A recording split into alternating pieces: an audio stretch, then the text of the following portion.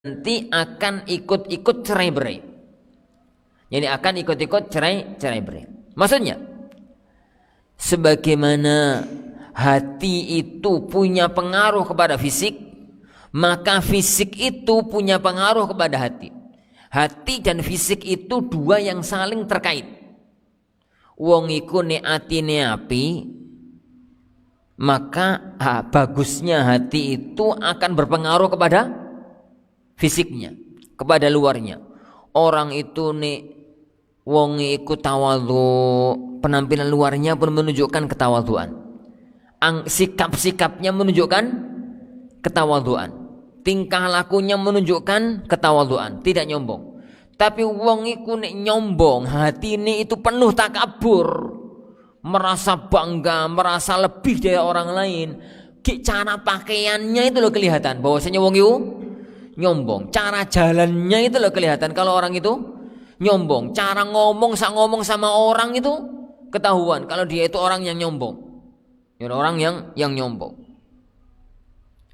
Itu hati berpengaruh kepada, yani hati berpengaruh kepada penampilan.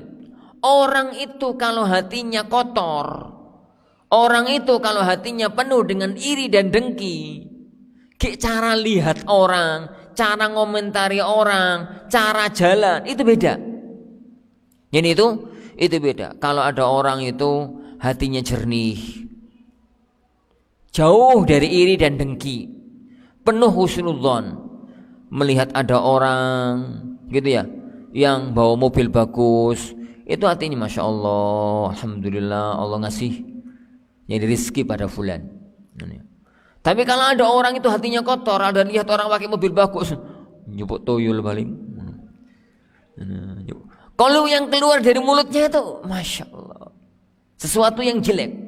Hati itu punya pengaruh kuat kepada fisik, Kalau orang itu jadi senangnya dengan ilmu dan ulama, maka pengaruh di luar akan kelihatan di pakaian. Tapi kalau orang itu senangnya pada kejahatan, penampilan luarnya pun akan nampak semacam itu. Itu hati punya pengaruh kepada penampilan luar. Dan ini juga berlaku kebalikan. Kondisi luar, kondisi fisik itu akan punya pengaruh kepada hati. Kondisi fisik itu akan punya pengaruh kepada hati. Makanya Rasulullah SAW mengatakan, kalian itu nek noto sof sing lurus, kalian itu nek noto sof yang rapot. Kalau tidak, hati kalian nanti akan ikut-ikutan gak lurus, hati kalian nanti ikut-ikutan gak rapet, ikut-ikutan belepotan, ikut-ikutan gak serasi. Makanya para hadirin azanillahu yani wa iyyakum, kalau ada orang berpakaian, rasakanlah pakaiannya itu berpakaian dengan pakaian orang soleh, pakai celana, pakai baju koko, terus pakai kopiah, itu pakaian penampilannya. Terus budal ning pasar, itu kan rasane hati itu kepingin dadi wong apik. Arepe napa-napa ku isin wong pakaiane koyo gitu kok. Arepe neko-neko, arepe nggodhe cewek barang ngono ku ya isin. Kenapa?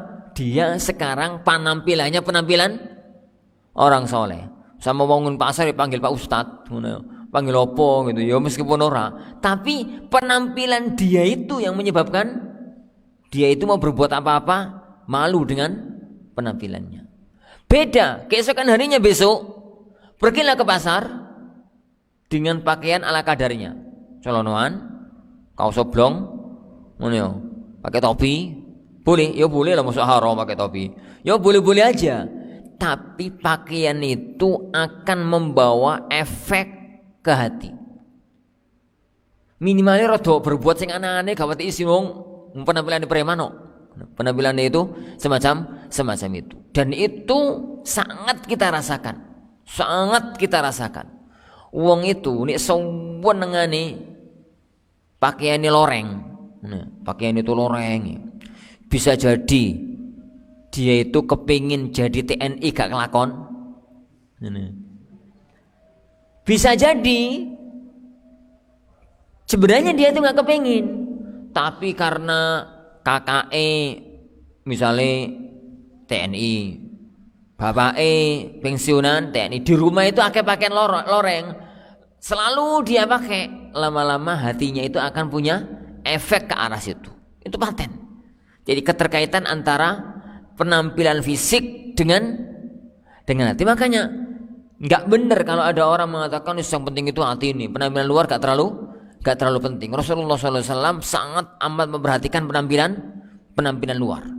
Jadi penampilan luar. Makanya Rasulullah SAW itu mengatakan innallaha jamilun yuhibbu al-jamal. Sesungguhnya Allah Subhanahu wa taala itu Maha Indah, mencintai hal yang indah, penampilan yang bagus, tatanan yang bagus dan macam-macamnya. Karena sebagaimana hati punya pengaruh kepada efek luar, maka penampilan luar juga sangat berpengaruh kepada isi hati seorang anak manusia. Wallahu a'lam. Para ikhwan azani Allah wa iyyakum. Para ikhwan azani Allah wa iyyakum. Kita lanjutkan. Hadis yang ke-23. Hadis yang ke-23. Kayaknya hadis ini pernah kita baca deh. Hah? Belum ya? Terakhir 21 ya, Bang? Terakhir 21. Ya wis berarti Anda bacanya di tempat lain gitu loh, bukan di sini. Berarti bacanya di tempat lain. Ya karena kalau di kelas itu kan kita kata kelas misalkan ya kelas 1 paralel ABC. Ini paralel ABC. Misalkan kalau kita anak masuk ke kelas 1A dan juga masuk di kelas 1B dengan materi yang sama, itu paling susah. Kenapa? Yo iki wingi tak terang nopo durung. Akhirnya prinsip ana tanya sama santri, kemarin sampai mana? Sampai sini Ustaz. Ya wis. Yani setelahnya itu dianggap dianggap belum. Ya wis terang-terangnya ya alhamdulillah untuk murojaah. Nah, yani yang penting semacam itu. Baik, kita sekarang masuk pada hadis yang ke-23. An Hudzaifah, dari Hudzaifah. Hudzaifah ibnul Yaman radhiyallahu anhu.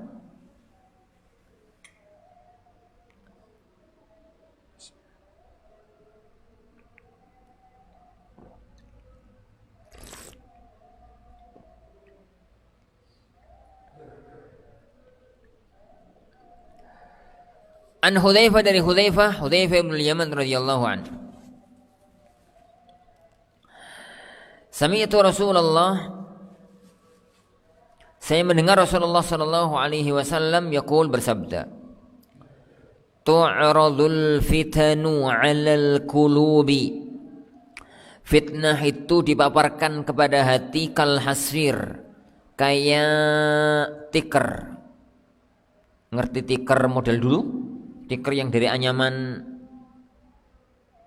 apa?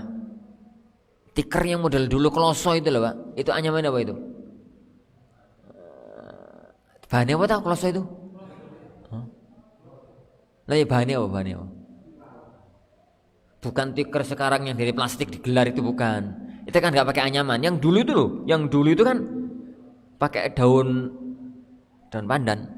Masa pandan? Gitu Pak, pandan tuh. Pakai daun pandan nggih. Ya pokoknya lah. Dulu itu kan satu lembar demi satu lembar.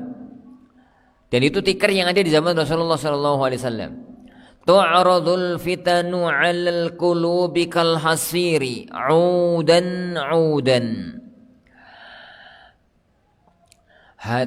Fitnah itu dipaparkan ke dalam hati, kepada hati kayak ditatanya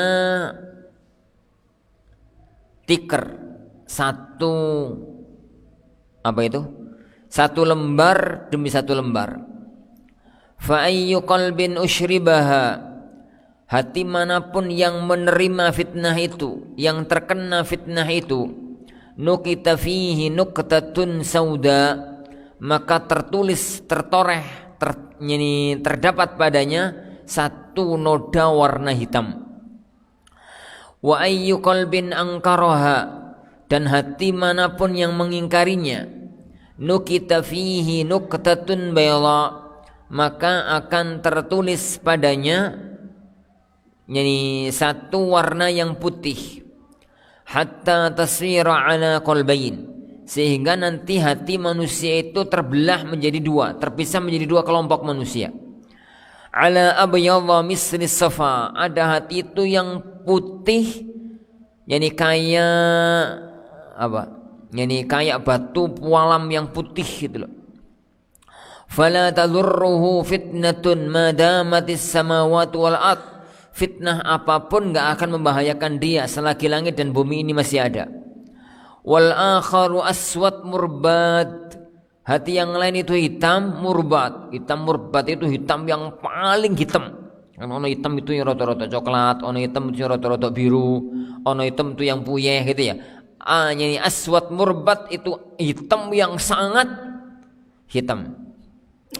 Kalkuzi mujakhian, koyok gelasnya itu kebalik.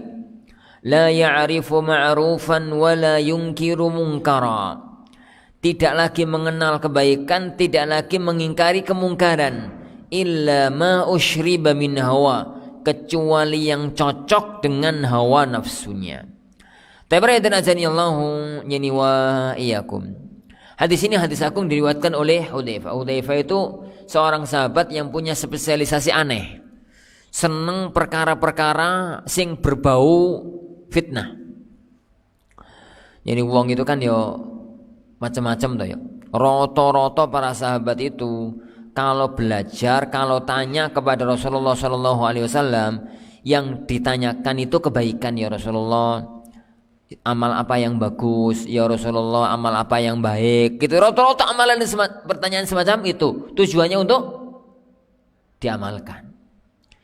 Tapi Hudzaifah itu berpikir aneh, berpikir itu lah nek kuwabe wong tanya kebaikan terus gono sing ngerti kejelekan, ini jangan-jangan ada orang itu melakukan kejelekan itu tanpa dia tahu kalau itu kejelekan karena nggak tahu. Yani karena nggak tahu. Makanya beliau mengatakan kana nas yas'aluna Rasulullah anil khair wa kuntu as'aluhu anis syarr makhafata yudrikani. Dulu para sahabat itu kalau tanya sama Rasulullah itu yang baik-baik saja. Yani kalau saya bertanya tentang hal-hal yang jelek karena khawatir hal-hal itu akan menimpa diriku. Yani karena orang terjerumus dalam kesalahan itu dua kemungkinan. Kemungkinan yang pertama dia nggak tahu itu kebaikan sehingga nggak dikerjakan. Kemungkinan yang kedua, dia nggak tahu kalau itu kejelekan sehingga terjerumus dalam kesalahan. Di zaman sekarang ya, kawan bapak-bapaknya orang itu yang soleh sebenarnya itu. Kelihatan soleh kan yo rajin jamaah di masjid, yo rajin ngaji gitu ya. Tapi terkadang banyak perbuatan jahat, perbuatan dosa besar yang masih dia lakukan karena nggak tahu kalau itu adalah maksiat. Kalau itu adalah maksiat. Contoh, yani orang yang kerja di bank konvensional, yang itu adalah perbuatan ribawi, dan perbuatan ribawi itu perbuatan dosa kelas kakap. Perbuatan dosa yang ancamannya itu sampai diajak perang oleh Allah Subhanahu wa taala. Berat, sangat berat. Ini dosa kelas berat. Tapi betapa banyak orang itu melakukan tindakan itu dengan hati tanpa noda. Maksudnya itu tanpa beban. Karena merasa itu tidak perbuatan jahat. Kerja kok, kerja ning kantor, kerja terus engko tenanan kerja akhir bulan oleh duit. Makanya yo anaknya di pondokno, bojone yo ngaji, dia sendiri yo ngaji, yo rajin jamaah, gitu ya. Dan macam-macam. Ya karena dia enggak tahu kalau perbuatan itu perbuatan dosa. Dan itu banyak loh di negeri kita. Dan itu banyak loh di negeri kita. Orang-orang yang nalurinya itu baik tapi terjerumus dalam perbuatan dosa besar karena nggak tahu kalau itu perbuatan dosa besar. Makanya dulu Umar bin Khattab mengatakan man lam ya'rif jahiliyah, yani la ya'riful Islam man la ya'riful jahiliyah. Orang itu nggak akan kenal Islam yang sejati kalau dia nggak kenal perangai-perangai jahiliyah.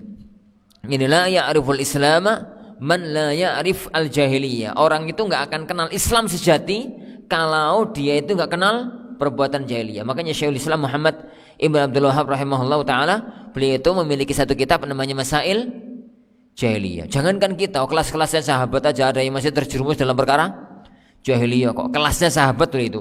Yani kenapa? Ya karena itu perkara-perkara yang mungkin jadi kebiasaan.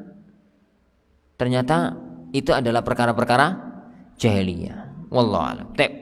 Jadi itu Hudzaifah. Beliau itu orang yang sangat spesialisasi di dalam hal semacam. Makanya rata-rata hadis yang berbicara tentang fitnah akhir zaman itu riwayatnya adalah Hudzaifah. Rata-rata enggak semua sih. Rata-rata itu riwayatnya Hudzaifah tapi tidak semua. Beliau mengatakan tu'radul fitan. Fitnah itu dipaparkan. Fitnah itu apa? Fitnah dalam bahasa Arab artinya adalah bala. Al-bala'u fid-din. Jadi malapetaka yang berkaitan dengan agama, itu fitnah. Malapetaka, prahara malapetaka yang berkaitan dengan agama, itu namanya fitnah. Apa itu? Ya kesyirikan, kekufuran, kemaksiatan, syubhat, pemikiran-pemikiran yang salah, yakni bid'ah, yakni perusak agama, semua itu adalah fitnah. Semua itu yakni adalah fitnah. Itu fitnah dalam bahasa Arab. Ini fitnah dalam bahasa Indonesia itu kan beda. Fitnah bahasa Indonesia apa artinya? Menuduh orang tanpa bukti, itu jenenge fitnah.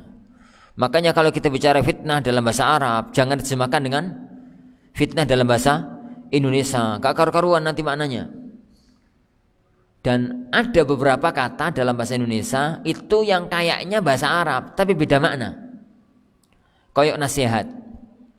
Nasihat bahasa Indonesia dengan nasihat bahasa Arab itu beda. Jadi fitnah bahasa Indonesia, fitnah bahasa Arab itu beda. Masjid bahasa Indonesia dengan masjid bahasa Arab itu beda. Jilbab bahasa Indonesia dengan jilbab bahasa Arab itu beda. Jadi makanya kalau orang memahami ayat, memahami hadis dengan bahasa-bahasa tadi pakai makna bahasa Indonesia jadi gak karu-karuan. Contoh ayat ini, hadis ini. Tu'radul fitanu 'alal qulub. Fitnah itu dipaparkan dalam hati. Kalau kita terjemahkan fitnah ini dengan fitnah bahasa Indonesia, apa maknanya? Orang bisa nyambung, plus gak nyambung. Jadi, kenapa? Fitnah ini bahasa Arab. Makanya sangat lucu sekali kalau ada orang terfitnah bahasa Indonesia. Itu kemudian pakai ayat wal fitnatu asyaddu minal qatl. Itu nyambungnya tekan di ngono. Orang itu terfitnah bahasa Indonesia, maksudnya tertuduh dusta.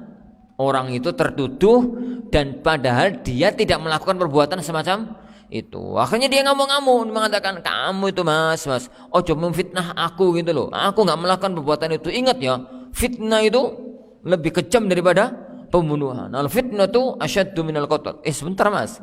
Ayat jadi sampai lakukan, kamu jangan fitnah saya itu benar, tapi jangan bawa-bawa ayat. Ayat ini kok hubungan nih. Ayat wal fitnatu asyaddu minal qatl itu enggak ada kaitannya dengan masalah tadi. Ayat al fitnatu asyaddu minal qatl adalah jatuhnya engkau ke dalam kekufuran itu jauh lebih berat dibandingkan sekedar berperang di bulan haram. Itu maknanya. Jadi kalau kaitannya sama sekali dengan yang semacam itu. Taib. Contoh lain, nasihat. Banyak orang itu yang kebingungan memahami hadis Rasulullah SAW. Ad-dinun nasihah. Agama itu nasihat.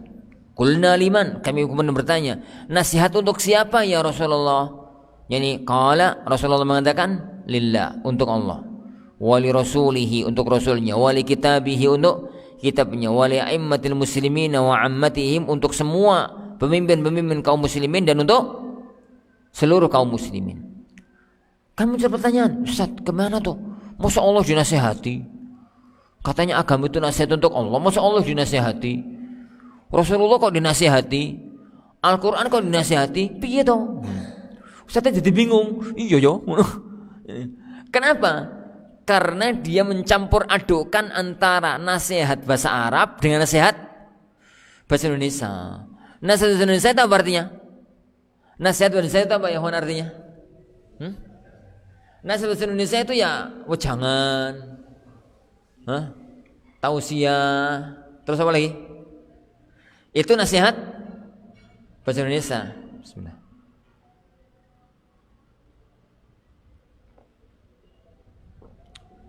Mauidhah. Ya. Itu nasihat bahasa Indonesia.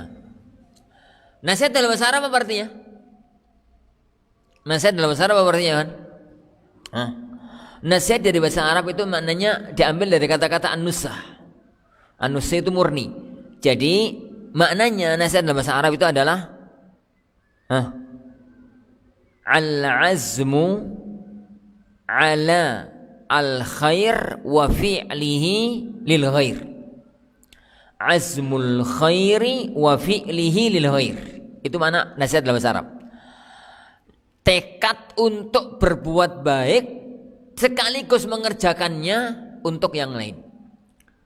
Perbuatan baik, niat untuk berbuat baik dan mengerjakan perbuatan baik untuk yang lain. Itu makna nasihat dalam bahasa Arab. Makanya tatkala Rasulullah mengatakan ad-dinun nasihah, agama itu intinya adalah an-nasihah. Maknanya agama itu intinya adalah bagaimana engkau berbuat baik untuk siapapun.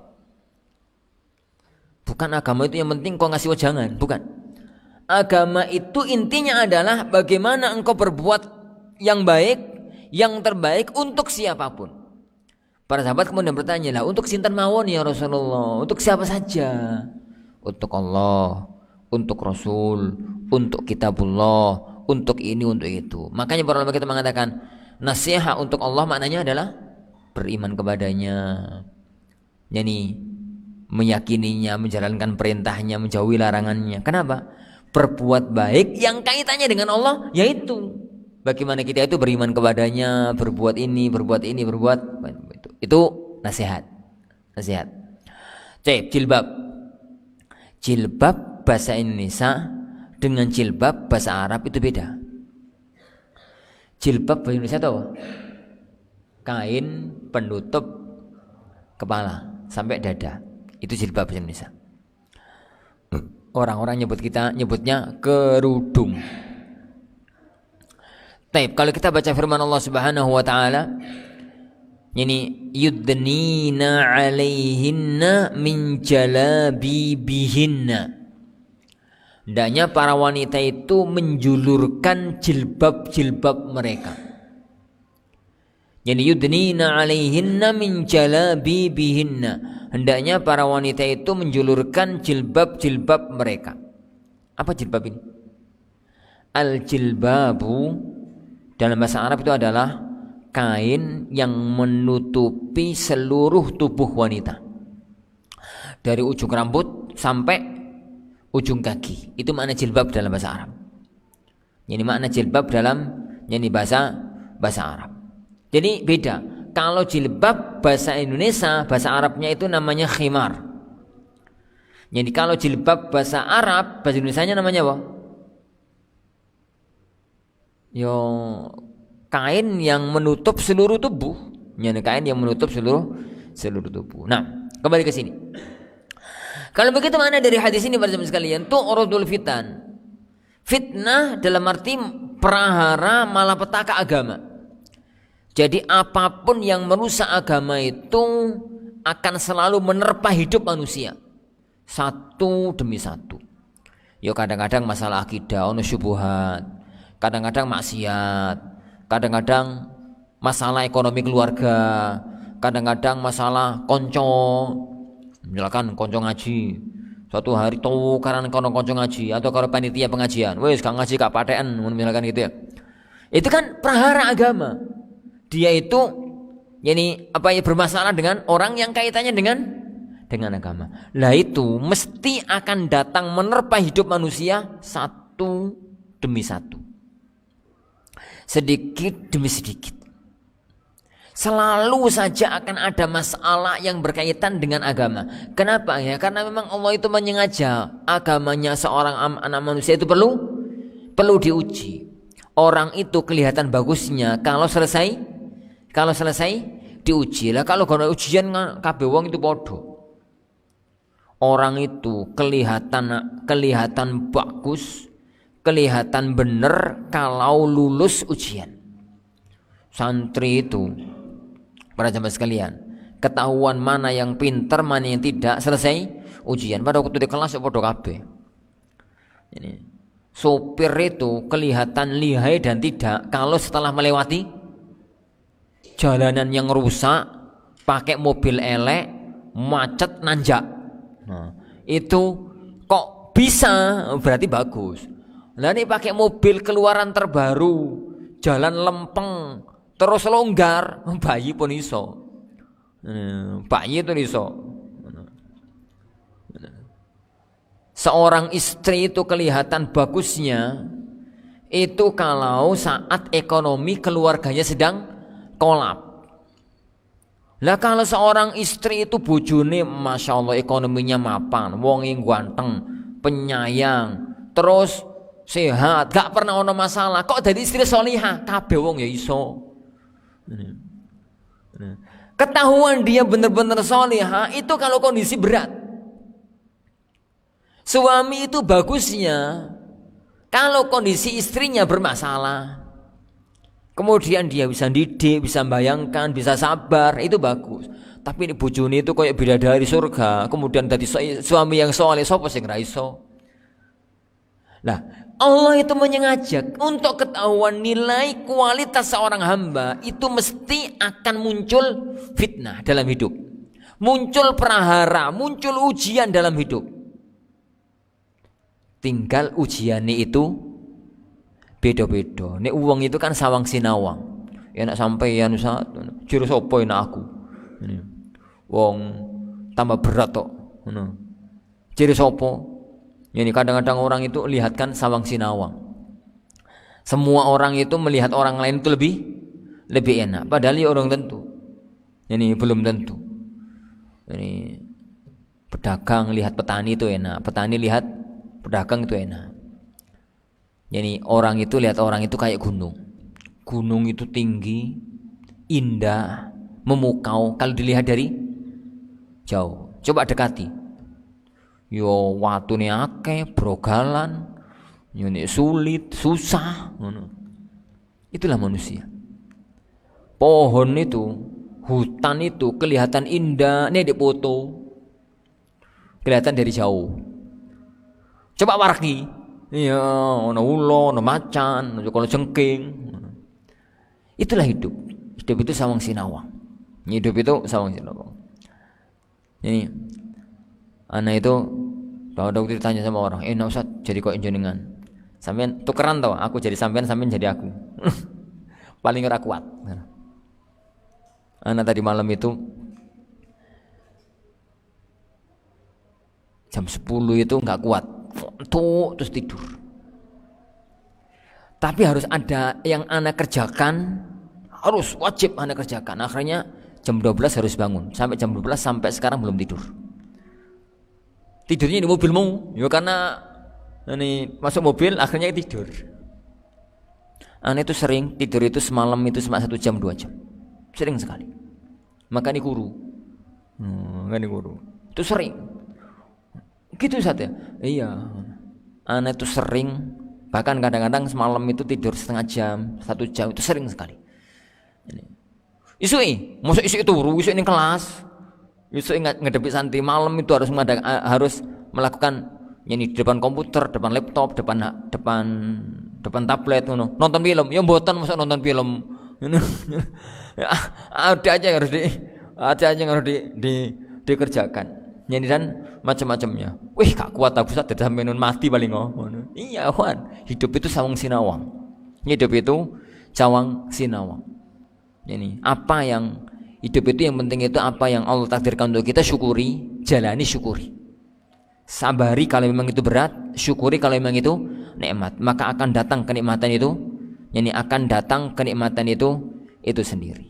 Nah, yang penting semua orang itu akan diuji oleh Allah Subhanahu wa taala. Ujiannya pedagang beda karo ujiannya petani. Ujiannya seorang petani beda dengan ujiannya seorang ustadz. Ujiannya seorang ustadz beda dengan ujian yang semua orang itu akan diuji oleh Allah Subhanahu wa taala. Ujian demi ujian itu akan datang satu demi satu. Kal hasiri audan, satu demi satu.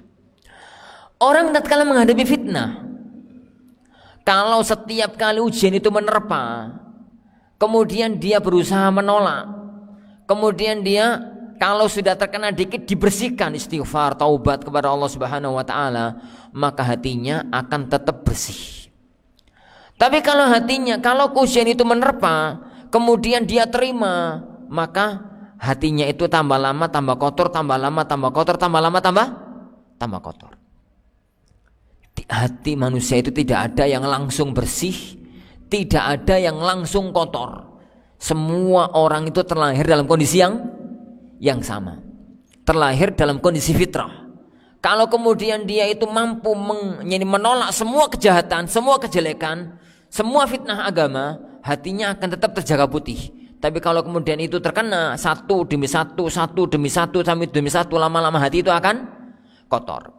Kalau hati itu sudah gelap, para sahabat sekalian, puncaknya nanti hati itu akan dikatakan Rasulullah SAW aswad murbat. Hati itu akan dikatakan oleh Allah Subhanahu Wa Taala, oleh Rasulullah SAW, hitam, sangat hitam. Kalkuzi mujahian, kayak apa tadi? Kayak gelas kebalik. Jadi Rasulullah menggambarkan hati itu kayak gelas. Hati itu kayak gelas. Gelas itu tatkala dia itu lahir, gelas itu kosong. Gelasnya bersih, jernih, tapi kosong. Tergantung sapa sing ngisi. Makanya Rasulullah SAW mengatakan, yani semua anak itu yuladu alal fitrah, terlahir dalam kondisi fitrah, tergantung siapa yang di sekitarnya. Yang pertama kali akan ngisi gelas kosong itu adalah orang tua. Makanya Rasulullah mengatakan fa'abawahu yuhawwidanihi au yunasfiranihi au yumassisanihi. Yani Rasulullah jadi mengatakan, jadi bahwasanya orang tua yang menjadikan dia Nasrani, Yahudi, Majusi. Kenapa? Ya karena hatinya itu pertama kali. Lah, kalau kemudian hati gelas yang bersih jernih tadi itu kemasukan sesuatu yang jernih, maka bersyukurlah kepada Allah. Makanya anak-anak gitu ya, yang terlahir dari orang tua yang benar, berada di lingkungan yang benar, di sekolah sama orang tua yang benar, bersyukurlah kepada Allah Subhanahu wa taala karena gelasnya dari bayi bersih. Tapi kan gak semua orang punya nasib kayak ngono. Gak semua orang punya nasib kayak ngono, terutama kita yang tua-tua, kenal ngaji itu umur piro. Jadi ada orang itu, roto-roto orang itu hatinya isi dari gelasnya itu kotor, tinggal kadar kotor. Ono sing kotor nemen, ono sing kotor yo dikit gitu ya. Tapi selagi gelas itu masih kebuka, itu masih ada kemungkinan suatu ketika nanti akan bersih. Gambarannya itu ya, misalkan ini gelas bersih, isi ini bersih. Itu jarang orang yang begini itu. Dari sejak kecil dia itu nggak pernah kena masalah. Bersih itu jarang. Hampir nggak ada. Roto-roto gelasnya itu isinya ya ono coklat, ya ono irangi, ya ono ijune. Tapi selagi masih buka semacam ini, itu masih bagus. Kenapa? Kalau disirami Al-Quran, disirami As-Sunnah, gitu ya. Meskipun hati ini kotor, lu kan luber, lama-lama jadi tambah bersih, tambah bersih. Selagi masih membuka diri menerima kebenaran. Tapi kalau kemudian para jemaah sekalian, hati itu sudah kebalik, jadi gelas itu diwalik gitu ya, maka meskipun nasihat, meskipun ayat, meskipun keterangan, meskipun hujah datang mentok, kenapa? Gak akan bisa masuk ke dalam hatinya, karena kalkuzi mujahhian. Dan itu sangat amat berbahaya. Orang semacam itu wis gak kenal kebaikan, gak kenal keburukan. Kebaikan bagi dia adalah sesuai dengan hawa nafsunya, yang sesuai dengan hawa nafsunya. Keburukan bagi dia adalah yang mengganggu keasikan dirinya. Maka hati-hati sebelum hati itu tertutup. Sebelum hati itu tertutup. Kalau hati sudah tertutup, maka orang itu akan menjadi sangat amat berbahaya. Makanya hati manusia itu kan ada 3. Al-qalbun salim, hati yang bersih. Yang kedua, al-qalbul mayyit, hati yang wis mati. Yang ketiga, al-qalbu al-marid, hati yang sakit. Hati yang bersih banget tanpa noda itu jarang. Hati wis mati itu bahaya. Roto-roto uang itu hati yang sakit. Roto-roto uang, yo kadang-kadang kepingin berbuat baik, kadang-kadang kepingin berbuat jelek. Kadang-kadang uang itu kepingin berbuat jelek, kadang-kadang juga hati nuraninya itu kepingin berbuat baik. Orang kalau masih ada titik-titik semacam itu, maka pertama bersyukurlah karena hatinya belum mati. Masih kalau berbuat jelek kok ada perasaan ya dosa ini, berarti hatinya seurip. Hatinya itu masih hidup tapi sakit. Tapi ini kalau orang itu berbuat jahat, berbuat jelek kok tidak ada perasaan berdosa, hati-hati, berarti kemungkinan hatinya sudah mati. Wallahu a'lam bi-shawab. Nah, para ikhwah yang dimuliakan Allah Subhanahu wa taala, makanya Rasulullah sallallahu alaihi wasallam selalu mohon kepada Allah Subhanahu wa taala. Salah satu di antara doa beliau adalah doa agar hatinya itu bersih, agar hatinya itu suci. Ini sudah suci, ben tetap suci. Kalau sudah kotor, maka agar dibersihkan oleh Allah Subhanahu wa taala. Di antara doanya beliau adalah wazakkiha anta khairu man zakkaha. Dalam sebuah hadis Rasulullah SAW mengatakan, dalam hadis 24 Zaid ibn Arqam, Rasulullah SAW itu berdoa, Allahumma inni a'udzubika minal ajz wal kasal wal jubn wal bukhl wal haram wa adzabil qabr. Allahumma ati nafsi taqwaha wa zakkiha anta khairu man zakkaha anta waliyuha wa maulaha. Allahumma inni a'udzubika min ilmin la yanfa' wa min qalbin la yahsha' wa min nafsin la tashba' wa min da'watin la yustajabu laha. Dalam Sahih Muslim, hadis agung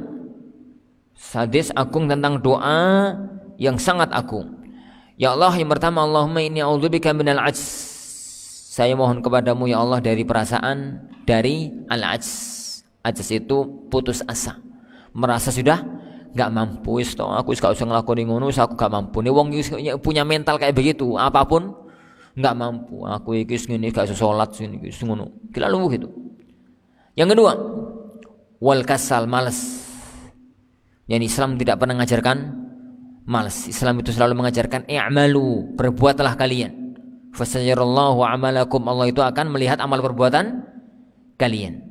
Taib, faman ya'mal mithqala dzarratin khairan yara. Barang siapa yang dia itu berbuat kebaikan, maka Allah akan melihatnya sekecil apapun. Wal jubn itu penakut, pengecut.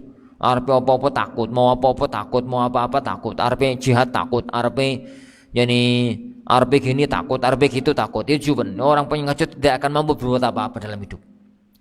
Taib, wal haram, wal bukhl, bakhil. Bakhil itu ada standar minimal. Bakhil itu orang baru disebut bakhil kalau tidak mau mengeluarkan yang wajib untuk dia keluarkan. Itu bakhil. Itu bakhil, standar minimal. Standar pokoknya orang itu kalau sudah tidak mau mengeluarkan apa yang seharusnya dia keluarkan dari harta, itu namanya bakhil. Lah, di atas itu enggak bakhil, tapi enggak dermawan gitu, woy.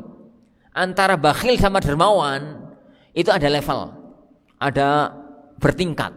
Jadi enggak langsung di atasnya bakhil itu langsung dermawan, enggak. Ada orang yang bakhil, ada orang yang karim, yang sakhi. Jadi kalau bakhil itu di sini, dermawan itu di sini, tengah-tengahnya itu banyak level.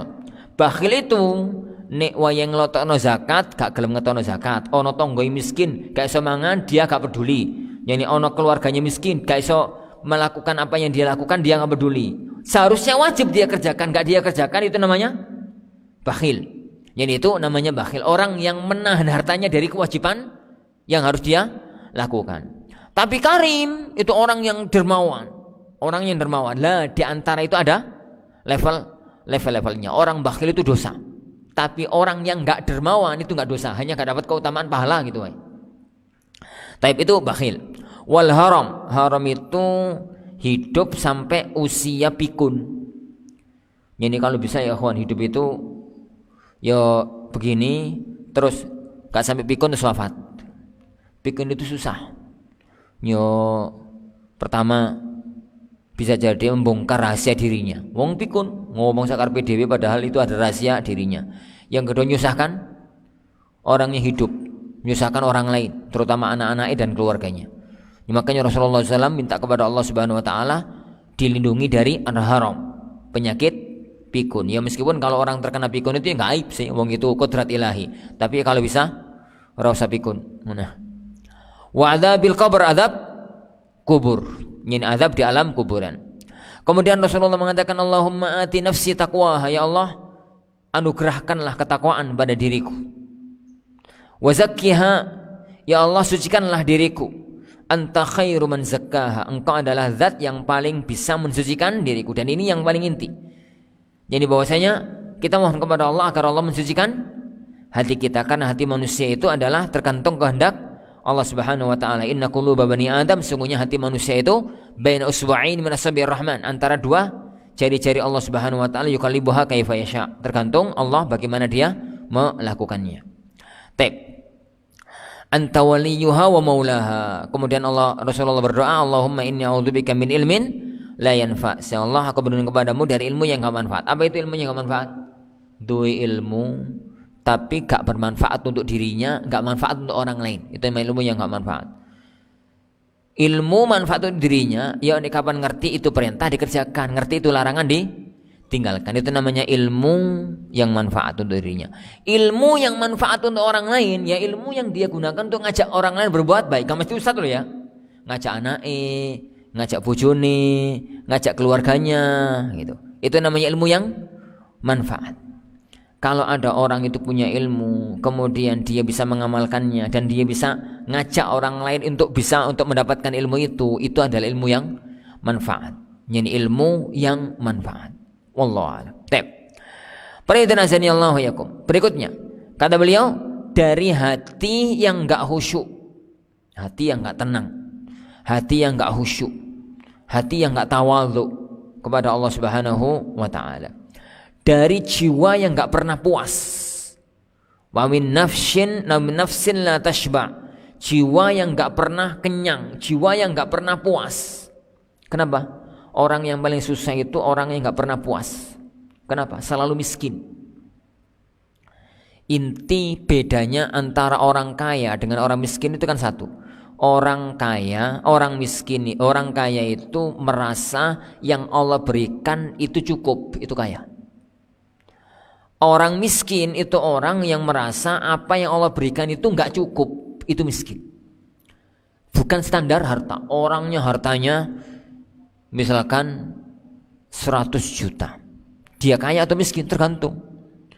Kalau yang dia mimpikan itu adalah 250 juta, maka dia miskin. Karena dia merasa kaya, duitku kok 100 juta yo. Kau kerja gak kenal siang, gak kenal malam, gak kenal apa, selalu kerja. Harapan nih cepat menggapai 250 juta. Maka dia pada waktu itu masih miskin. Tapi kalau dia megang uang 100 juta, tapi kemudian dia itu masya Allah, alhamdulillah, syukur gitu ya. Wah butuh 10 juta. Yang iso 90 dia gunakan untuk ibadah, dia gunakan untuk ini, dia gunakan untuk itu, maka dia adalah orang yang kaya. Makanya kalau kepengen jadi kaya, bahasanya Rasulullah itu gampang. Warlo bima qasamallahu lak takun aghnan nas. Ridhalah dengan yang Allah anugerahkan kepadamu, maka niscaya engkau akan menjadi orang yang paling kaya. Dulu kata para ulama kita mengatakan, innan nasa talabul ghina bikasratil mal. Orang-orang itu dolek kepengin kaya itu nyeni dari harta yang banyak. Enggak ngono. Al ghina fil qanaah. Sugi itu patokannya adalah qanaah. Terakhir, wa min da'watin la yustajabu lahu, dari doa yang tidak dikabulkan oleh Allah. Karena kalau doa tidak dikabulkan oleh Allah berarti orang itu bermasalah. Karena Allah wis janji, ud'uuni astajib lakum. Berdoalah kalian kepadaku, niscaya aku akan kabulkan. Allah itu kalau janji pasti dipenuhi janjinya. Kalau ternyata janji kok tidak dipenuhi janjinya, berarti orang yang berdoa itu bermasalah. Makanya beliau mengatakan wa da'watin la yustajabu. Bukan karena Allah mengingkari janji, tapi yang doa itu loh yang bermasalah di hadapan Allah Subhanahu wa taala. Dan itu yang perlu kita benahi agar kita tidak dianggap sebagai orang yang bermasalah. Wallahu alam. Insyaallah subhanahu wa taala ini kita pelajari hadis 21, 22, 23. Salah ya. 22, 23, 24. Insyaallah subhanahu wa taala pertemuan berikutnya kita masuk pada hadis yang ke-25 biiznillah. Ingatkan ana, kalau pertemuan depan kita insyaallah masuk pada hadis yang ke-25 insyaallah subhanahu wa taala. Baik, sebelum Anda tutup majelis ini, ada yang mau disampaikan? Monggo barakallahu fikum.